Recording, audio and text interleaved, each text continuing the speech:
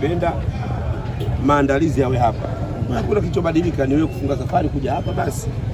Mwijaku, kuna hili ambalo baada ya Meja kutangaza wakati babaka anaumwa kama hajafariki, alisema kwamba ameishiwa na anaomba kuuza vitu vyake ndio niweza kununua wanunue. Watu wakasema kwamba Meja na wasanii ana marafiki zake, nyinyi pia mpo. Kwa nini anafikia stage kama ile? Nyinyi mko wapi mpaka anafikia stage ya kuanza kumdania?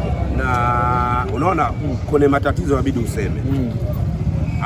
Alikuja kusema wakati wa mwisho tayari ameshafika kwenye changamoto ya kuishiwa. Anasema sijajua kama kuna baadhi aliwaambia, na ndio maana naona baada ya kusema kuposti vile Mwana FA kama msanii akampigia simu, lakini tayari serikali ya awamu ya 6 chini ya mama yetu Samia Suluhu Hassan naye wakampigia simu wasaidizi wake kuclear bili, lakini kwa bahati mbaya Mwenyezi Mungu amempenda zaidi mzazi wake. Kwa hiyo hii iwe angalizo kwa wasanii. Hii iwe angalizo kwa wasanii. Bado naipigia kelele serikali, tunahitaji bima. Wasanii wanapaswa kupata bima ya serikali, na bima utakayoipata kwa msanii watu wapo ahlal bait, manake baba, mama, mke, watoto, ile bima iwakave. Kwa sasa tulipokuwepo ni aibu kubwa msanii kusimama kusema ameishiwa matibabu kwa ukubwa wa Meja, kwa mambo aliyofanya kwa nchi. Kwa hiyo serikali itazame kwenye swala la bima, manake ukimpa bima mtu na watu wake wa ahlal bait labda 5 wategemezi wake, pengine sijui uwezo wa Mungu ni mkubwa, lakini pengine kuna kitu tungekifanya mpaka kufikia hatua kusema nauza mali zangu kidogo mtoka nacho. Nafikiri bado waziri, naibu waziri, serikali kwa ujumla wakae watazame namna gani wanaweza kurahisisha upatikanaji wa bima kwa watu maarufu, ma-influencer, wasanii, waigizaji,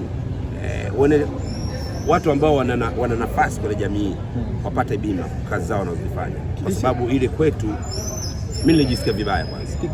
Kilichopo kwenye jamii ni kwamba wasanii wamekuwa fake sana maisha, na kila sio kufake maisha, ndio kujibrandi. Wanajibrandi. Kwa hiyo muda wa siku unaweza kujibrandi, mtu akakuogopa akarudi nyuma. Kwa hiyo unaweza kusema una changamoto utakarudi. Kwa hiyo pia hii kwetu iwe funzo.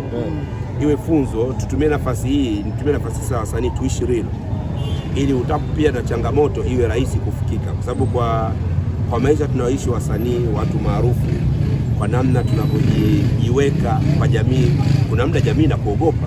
Unajua huyu mshenzi kama anaweza kuvuta renji ya milioni 300 hawezi kushinda kipimo cha MRA pale Muhimbili. Kwa hiyo kumbe unajikuta zile ni kujibrandi.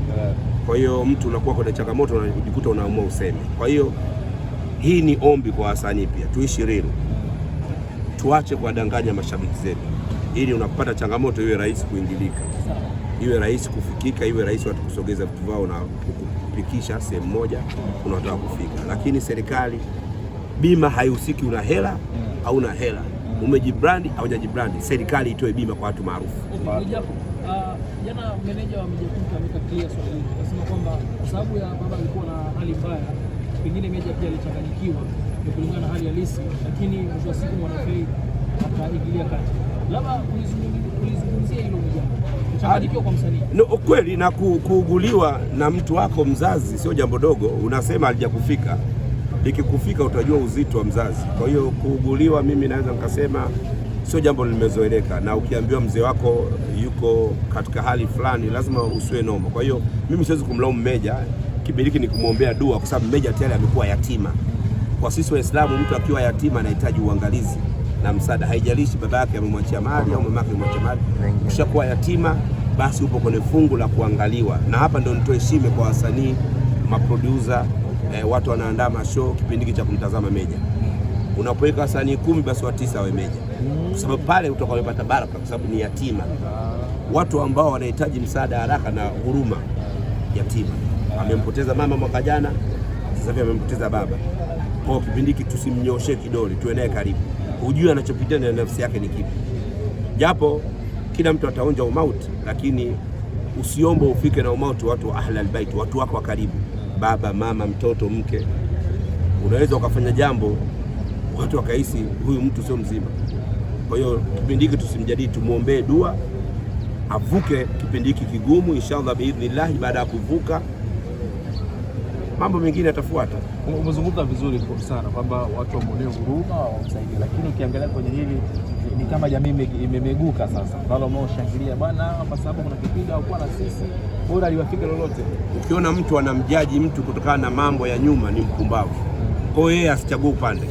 Kwa mpumbavu, ngoja kifo kikukute au mauti ufike katika familia yako, alafu nayo utengwe uone. Si maneno mazuri. Kuchagua upande haijalishi amechagua upande. Tunazungumzia swala la mtu kaondokana na baba yake, tumfariji. Likishaisha tutaendelea mambo yetu ya mtandaoni, lakini ukileta mambo ya mtandaoni kwenye msiba utamuumiza mtu. Kwa wale wanaojifanya wanasema tumtenge, wamtenge. Sisi Waislamu hatuwezi kumtenga. Sisi Waislamu letu hii, Waislamu wote ndugu. Uwe mwanamke uwe mwanaume, ukipata changamoto Waislamu tutajaa, tutamstiri mzazi au ndugu aliyopotea, kisha tutakufariji. Kwa hiyo na hakika mtu anayeongea hivyo hana imani na Mungu na hana hofu ya Mungu na hajawahi kukutwa na mtihani. Kifo kwa sisi Waislamu ni mawaidha, unakumbushwa uwepo wa Mwenyezi Mungu, unakumbushwa kuwa leo upo duniani, kesho haupo.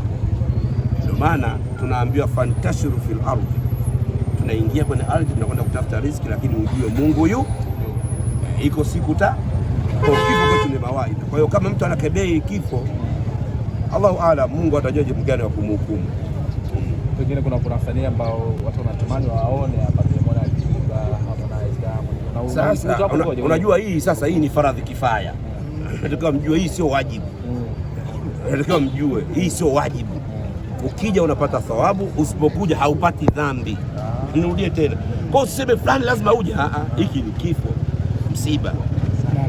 Ukija unapata thawabu, usipokuja haupati dhambi. Umeelewa? Ni kitu ambacho tumezungumzwa tuwafanye ihsani wanaopata msiba, lakini sio lazima useme lazima uende msibani. Ukiwa na mahaba na unaona bwana hii faradhi hii inanifaa kidogo, unaweza ukajongea ukaja kumpa fariji mwezio, lakini ukiona jambo unalofanya unaona ni muhimu kuliko hili, sio dhambi. Kwa hiyo tusimlaumu mtu ambaye hujamuona hapa, lakini na kama ujitokezi kwenye changamoto kama hizi, likikufika na wewe usipoona ndugu na jamaa, usijilaumu. Na mimi hapa niwaombe kipindi hiki wasanii, watu maarufu, tumshike mkono Meja. Ni yatima Meja kwa sasa, ni yatima, anahitaji huruma na ukaribu wetu. Hilo ndio kubwa ndugu zangu. Wa hadha, assalamu alaikum wa rahmatullahi ta'ala wa barakatuh. Watu wanatamani waone hapa sasa. Unajua hii sasa, hii ni faradhi kifaya. Nataka mjue hii sio wajibu. Nataka mjue hii sio wajibu. Ukija unapata thawabu, usipokuja haupati dhambi. Nirudie tena. Kwa usiseme fulani lazima uje. Hiki ni kifo, msiba. Ukija unapata thawabu, usipokuja haupati dhambi. Umeelewa? Ni kitu ambacho